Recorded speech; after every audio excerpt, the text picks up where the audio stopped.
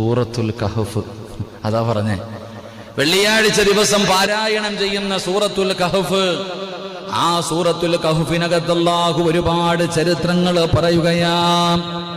ആ ചരിത്രങ്ങൾ പറയുന്നതിന്റെ ഇടയിൽ അല്ലാഹു രണ്ട് ചെറുപ്പക്കാരുടെ കഥ പറയുന്നുണ്ട്. അല്ലാഹുവിന്റെ വിശുദ്ധമായ ഖുർആൻ സൂറത്തുൽ കഹഫിന്റെ 32 മുതൽ 44 വരെയുള്ള വാചകങ്ങൾ, ആ ആയത്തുകൾ നമ്മൾ എടുത്തിട്ടതിന്റെ അർത്ഥമൊന്ന് വായിച്ചു നോക്ക്.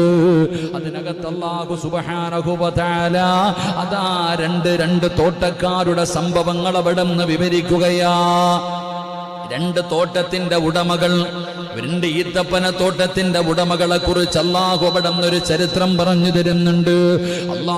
അല്ലാഹുവിൽ നിന്ന് ധാരാളം അനുഗ്രഹങ്ങൾ ലഭിച്ചിരുന്ന പല സമൃദ്ധിയുള്ള രണ്ട് തോട്ടങ്ങളെ കുറിച്ചാണ് അല്ലാഹു അതിനകത്ത് പറയുന്നത്. എങ്കിൽ എൻ്റെ പ്രിയപ്പെട്ട സഹോദര